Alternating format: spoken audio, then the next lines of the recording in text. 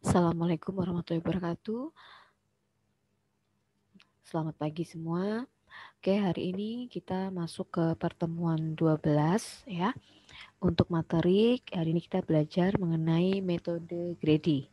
Langsung saja saya jelaskan. Grady ya, ini punya arti rakus, kemudian tamak, loba, dan sebagainya. Nah, di dalam prinsip Grady sendiri, ini menggunakan take what you can get now ya. Di mana algoritma Grady ini nanti akan membentuk suatu solusi langkah per langkah ya, atau step by step. Di mana pada setiap langkah ini nanti terdapat banyak pilihan yang perlu dieksplorasi. Nah, maka dari itu pada setiap langkah itu nantinya harus dibuat keputusan yang terbaik, yaitu dalam menentukan pilihan. Nah, pada setiap langkah kita akan membuat pilihan yang dikenal dengan istilah optimum lokal ya, dengan harapan bahwa langkah sisanya mengarah ke solusi atau optimum global.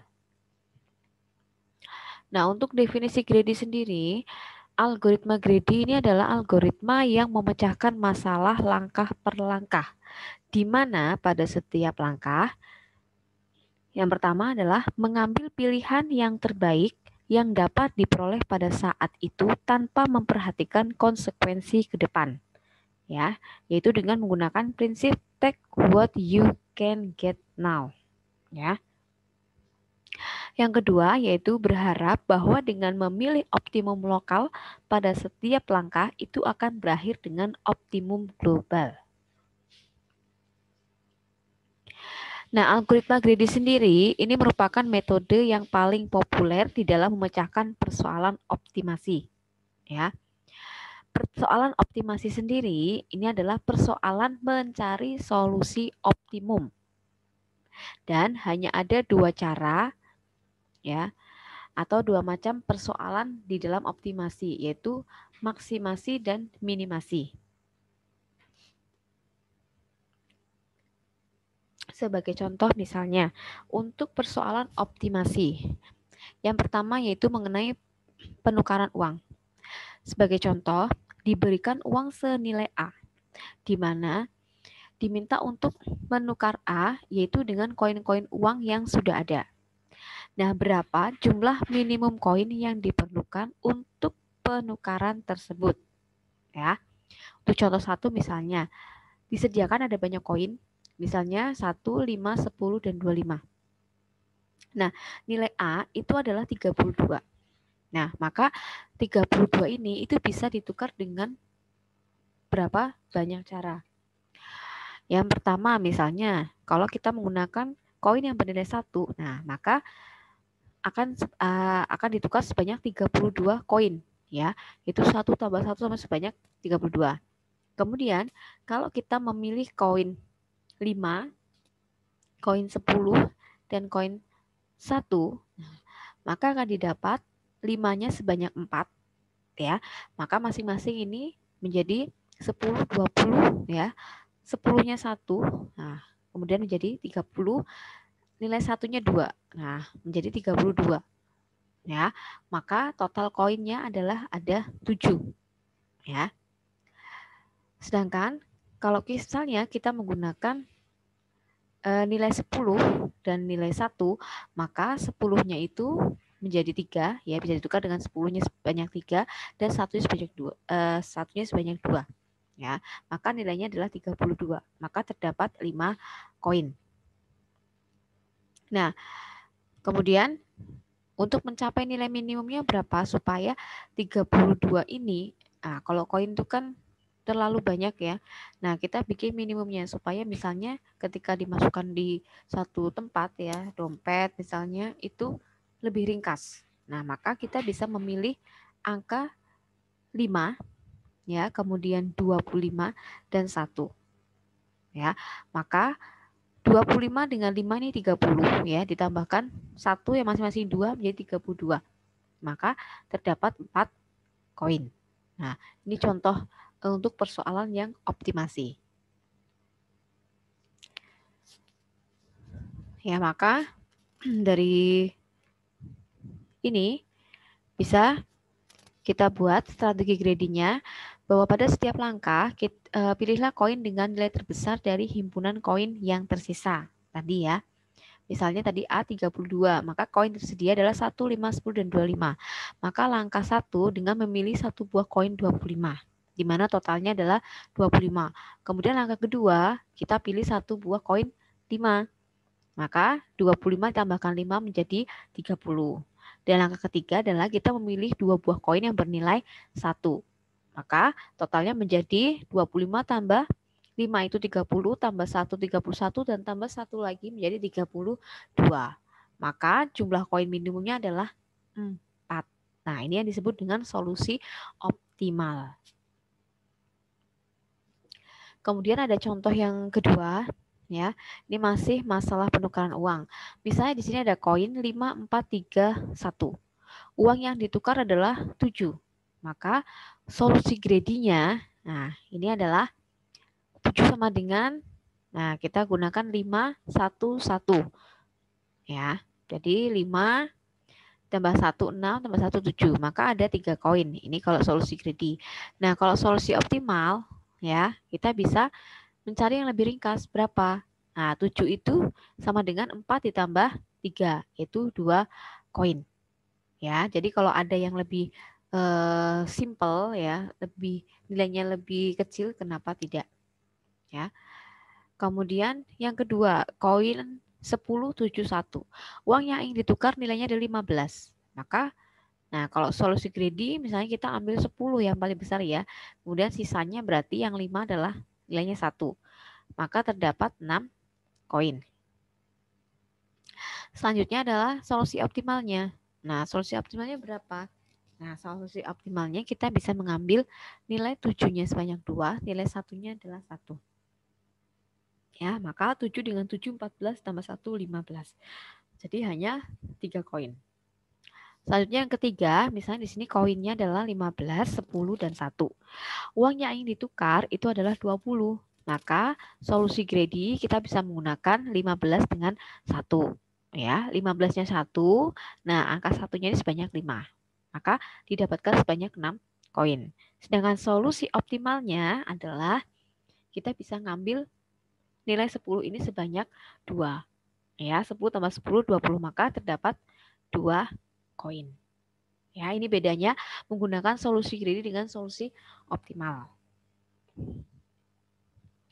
Nah, kemudian kalau masalah penukaran uang ini ya, kita terapkan pada pemrograman Python ya. Nah, kita bisa gunakan seperti ini contohnya ya. Nah, ini ya. Maka kalau dijalankan, kita running, maka nah akan muncul seperti ini. Uang yang ditukar misalnya 33.000, himpunan kandidatnya ada berapa saja seperti tadi. Nah, maka solusi greedy-nya adalah ya dia menggunakan 20.000, 10.000, 2.000, dan 1.000. Maka 33.000. Ya. Kemudian ada lagi uang yang ditukar adalah nilainya 32 tadi ya. Himpunan kandidatnya berapa? Oh, ada 25, ada 10, ada 5, ada 1. Ya, maka solusi greedy adalah 25 dengan 5 ya. Ini kan 25 dengan 5, 30, 1, 1. Nah, nanti kedua. Kemudian misalnya uang yang ditukar 65. Himpunan kandidatnya ada 50, 25, 10 dengan 5.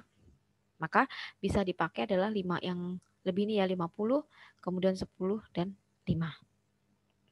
Kemudian ini tadi 7 ya. Nah, greedy-nya dia menggunakan 5 1 1. Ya. Oke.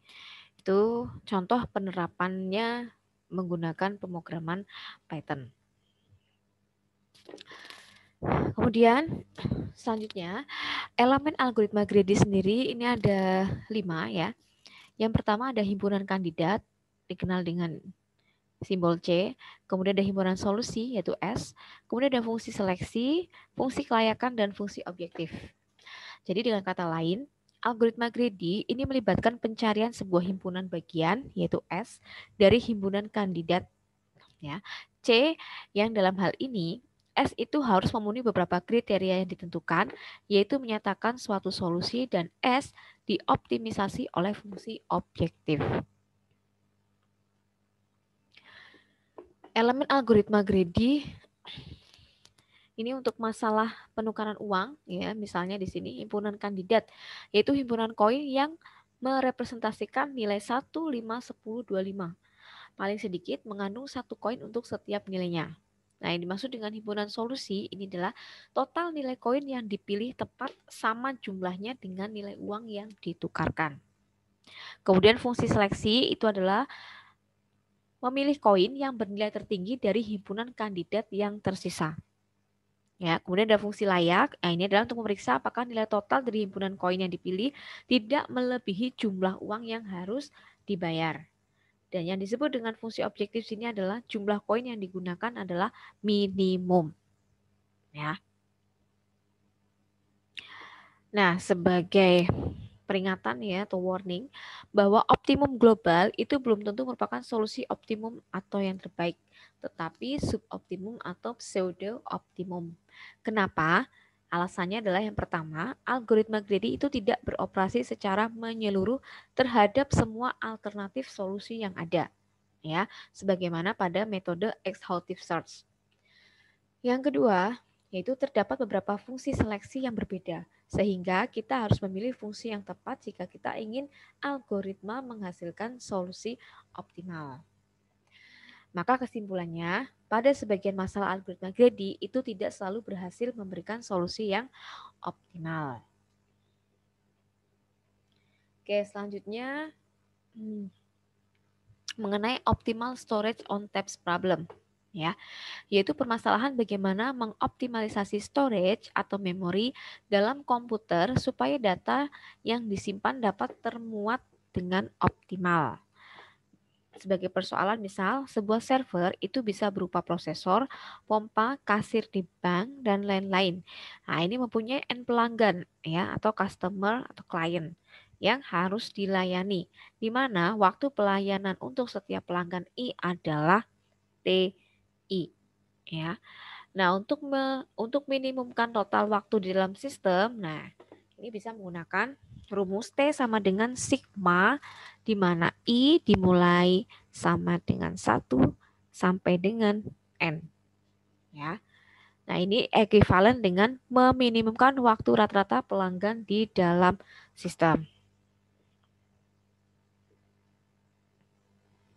Kemudian bisa juga menggunakan penyelesaian menggunakan exhaustive search, yaitu dengan cara urutan pelanggan yang dilayani oleh server ini merupakan suatu permutasi di mana jika ada N orang pelanggan maka terdapat ya nih N faktorial urutan pelanggan. Yang ketiga adalah untuk mengevaluasi fungsi objektif ya ON dan kompleksitas algoritma exhaustive search ya yaitu ON faktorial.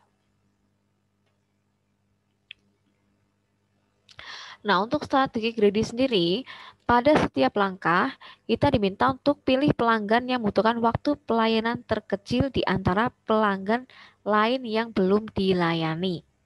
Yang kedua, supaya proses pemilihan pelanggan berikutnya optimal, maka urutkan pelanggan itu berdasarkan waktu pelayanan dalam urutan yang menaik. Ya. Nah, jika pelanggan sudah terurut, kompleksitas algoritma greedy itu akan sama dengan ON. Dan algoritma greedy untuk penjadwalan pelanggan akan selalu menghasilkan solusi optimum. Maka teoremanya ya bisa dikatakan jika T1 lebih kecil sama dengan T2 lebih kecil sama dengan sampai dengan Tn, maka pengurutan ya ini I sama dengan J ya ini I salah satu lebih kecil sama dengan J lebih kecil sama dengan N. Maka untuk meminimumkan bisa menggunakan rumus T sama dengan sigma ya di mana nilai K itu dimulai dari 1 sampai dengan N dikali sigma TIJ ya. Di mana nilai J dimulai dari 1 sampai dengan K ya. Nah, untuk semua kemungkinan permutasi itu menggunakan IJ. Sebagai contoh ya. Contoh optimal storage on taps problem. Misal diketahui ada 3 pelanggan. dengan nilai T1 itu sama dengan 5, T2-nya 10, dan T3-nya 3. Nah, maka ada dari ini ya, maka ada 6 urutan pelayanan yang mungkin. Ya, ini kan T-nya ada 3 ya. Maka kita menggunakan 3 faktorial. Menjadi 3 dikali 2 dikali 1. Maka hasilnya nanti ada 6. Ya, jadi ada 6 urutan. Nah, kita bisa menggunakan misalnya urutan yang pertama. Ya, menggunakan 1, 2, 3. Nah, maka 1 ini nilainya 5. Maka 5 ditambah dengan yang kedua. Yang kedua berapa? Yaitu nilai pertama ditambahkan dengan yang kedua itu T1 tambah T2 ya. Jadi 5 plus 10. Nah, kemudian untuk yang ketiga berarti T1 tambah T2 tambah T3 menjadi 5 tambah 10 tambah 3. Nah, maka dijumlahkan semua ya, hasilnya adalah 38. Nah, kemudian urutan selanjutnya menggunakan 1, 3, 2. Nah, 1, 3, 2 berarti satunya 5. Kemudian untuk tiganya ya, berarti T1 tambah 3. Ya, berarti 5 tambah 3. Nah, kemudian untuk yang duanya ya berarti 5 plus 3 plus 10. Ya. Kemudian 2, 1, 3 itu juga begitu ya. 2 itu nilainya 10 ya. Kemudian satunya itu nilainya 5. Berarti 10 tambah 5. Ya, berarti yang ketiganya ya berarti ini 10 tambah 5 tambahkan nilainya T3-nya adalah 3. Seperti itu. Ya. Jadi banyak 6. Maka nanti bisa dilihat di sini ada 6 hasil ya. Kita lihat yang paling kecil yaitu adalah 29. Ya, yaitu urutan pelayanan 312. Ya, ini menghasilkan nilai yang optimal. Nah, untuk knapsack problem sendiri, ya penyelesaiannya itu bisa digunakan menggunakan 3 cara. Yang pertama bisa menggunakan cara matematika, yang kedua yaitu kriteria Grady, dan yang ketiga adalah algoritma pemrograman Grady. Ya. Penyelesaian knapsack secara matematika. Fungsi tujuan itu sama dengan fungsi utama atau objektif, yaitu fungsi yang menjadi penyelesaian permasalahan dengan mendapatkan solusi yang optimal. Solusi yang dimaksud di sini adalah menemukan nilai atau profit yang maksimal untuk jumlah objek yang dimuat dalam ransel sehingga sesuai dengan kapasitas. Nah, fungsi tujuan maksimum sendiri menggunakan rumus sigma PI kali XI, di mana I dimulai dari 1 sampai dengan N. Ya. Kemudian untuk fungsi pembatas itu sama dengan fungsi subjektif, yaitu fungsi yang bertujuan untuk memberikan batas maksimum dari setiap objek untuk dapat dimuat dalam ransel sehingga kapasitasnya tidak melebihi dari jumlah maksimal daya tampung ransel. Ya, maka untuk fungsi pembatas ini menggunakan rumus sigma WI XI ya, di mana dimulai I sama dengan 1 sampai dengan N. Ya. Nah, ini harus lebih kecil atau sama dengan M. Ya, di mana 0 lebih kecil sama dengan XI lebih kecil sama dengan 1. Dan PI-nya itu lebih besar dari 0 dan WI-nya juga lebih besar daripada 0. Nah, sebagai contoh misal diketahui bahwa kapasitas M itu sama dengan 20 kilo, yaitu dengan jumlah barang N sama dengan 3. Nah, kemudian berat WI masing-masing barang itu ada W1, W2, W3. Masing-masing nilainya adalah 18, 15, dan 10. Sedangkan untuk nilai PI masing-masing barang itu ada P1, P2, P3. Di mana nilainya adalah 25, 24, dan 15. Maka untuk menyelesaikan soal ini, nah, kita buat dulu fungsi tujuannya adalah mencari profit nilai maksimal. Maka menggunakan sigma PI kali XI. Sedangkan untuk fungsi pembatasnya ini menggunakan sigma WI XI karena di sini kapasitas 20 berarti lebih kecil atau sama dengan 20. Yaitu dengan nilai batasan 0 lebih kecil sama dengan XI lebih kecil sama dengan 1. Di mana batas bawahnya adalah 0 dan batas atasnya adalah 1. Ya, kemudian PI itu lebih besar dari 0 dan WI lebih besar dari 0. Nah, maka setelah itu kita masukkan ya Yang pertama menentukan solusi yang mungkin, yaitu 2N. Ya, karena ada 3, maka 2 pangkat 3 sama dengan 6.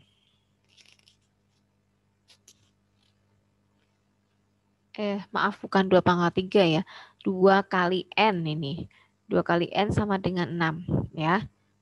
Nah, di sini ada 3, maka 2 dikali 3 sama dengan 6. Oke, selanjutnya ini tadi yang diketahui ya, W1, W2, 3, dan P1, P2, P3. Maka untuk menghitung berat masing-masing ya, kita masukkan nilainya 18xi 18x1 ini. X1 plus 15 ya. X2 plus 10x3. Lebih kecil sama dengan 20. Ya. Maka untuk misalnya X1-nya diberikan nilai 0, X2-nya sama dengan 1. Nah, kita tinggal masukkan ya. Berarti 18 dikalikan 0 plus 15 dikalikan 1. Ya. Kemudian plus 10x3. Ini 10x3 lebih 20. Maka ini 18 dengan 0, 0 ya. 15 dengan 1, 15. Ya, 15 plus 10x. Ya, 10x3. Nah, maka 10x3 lebih kecil daripada 5. Ya.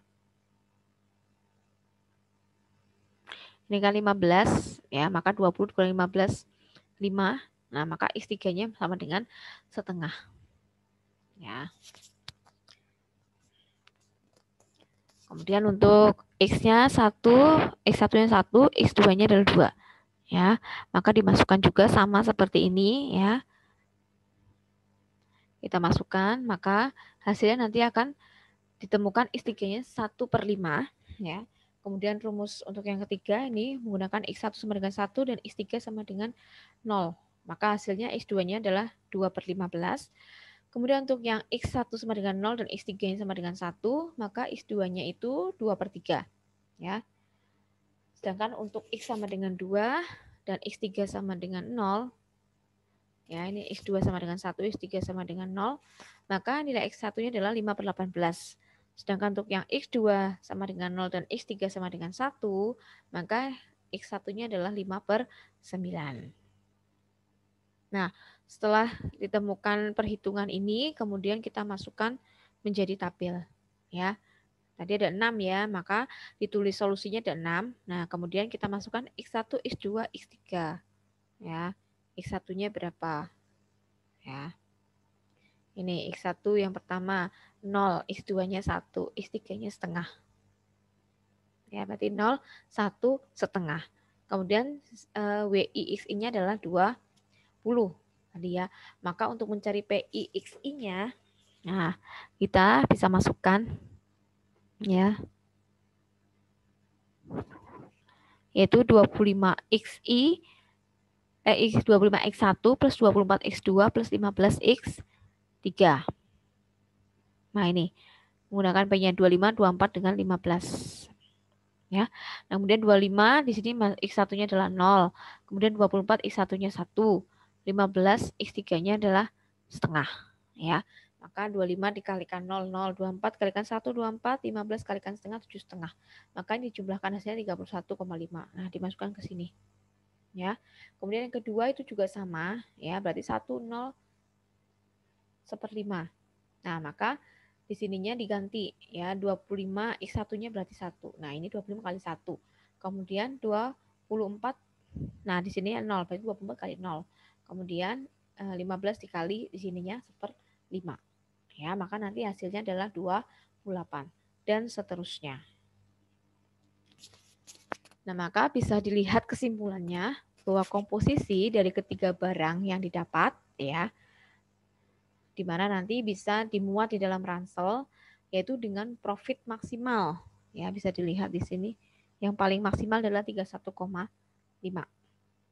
Nah, 31,5 yaitu barang jenis 1 ya.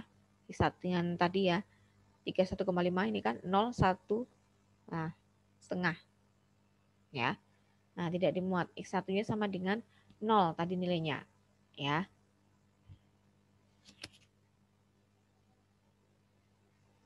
Kemudian barang jenis 2 itu dimuat ya, yaitu X2-nya sama dengan 1.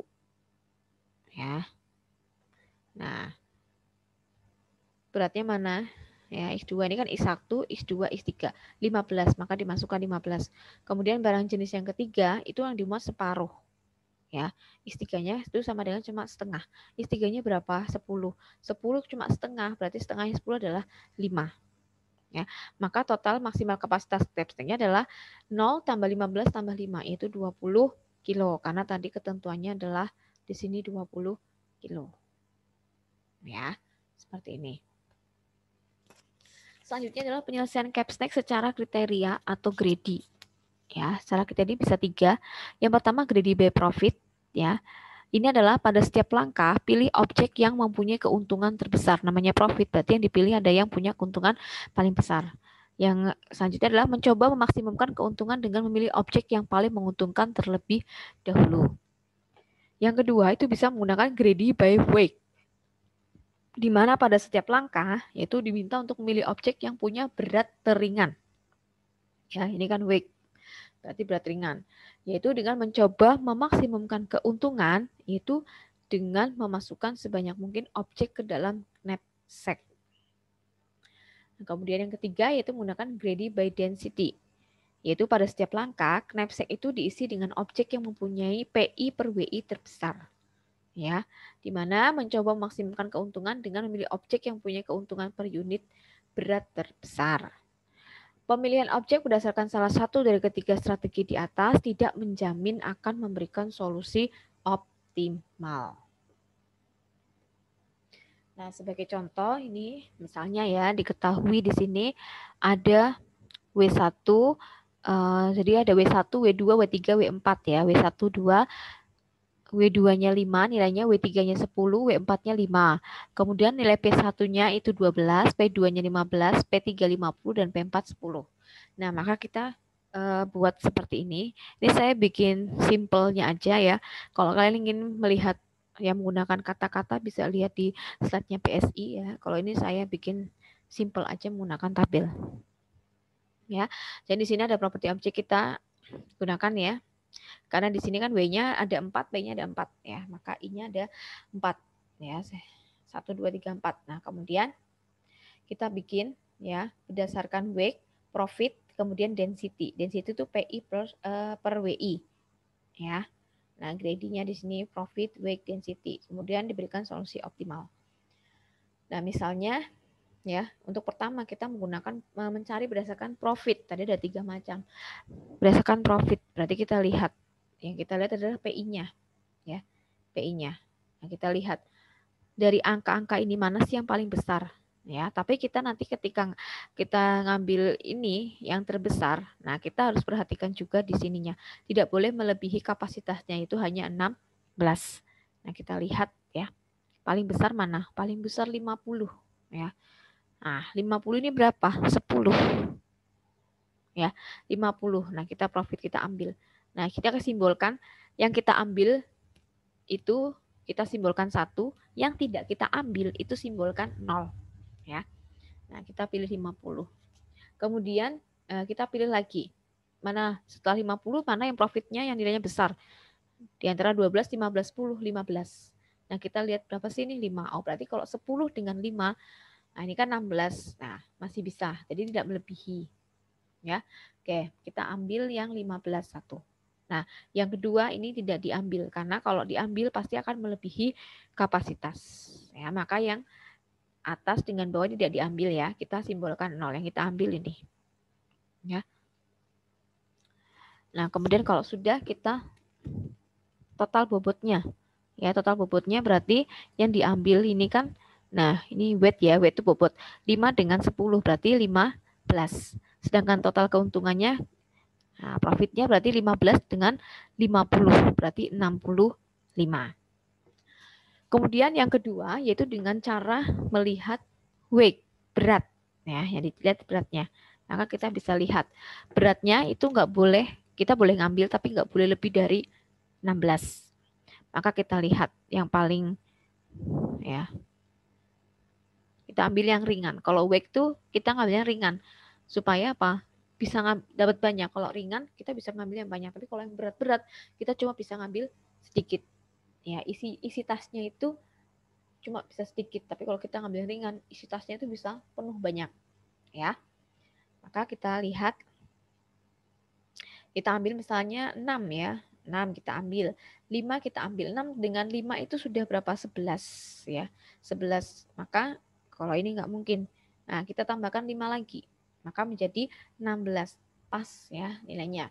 Maka yang kita ambil kita simbolkan 1, yang tidak kita ambil simbolnya adalah 0. Setelah itu baru kita total bobotnya berapa.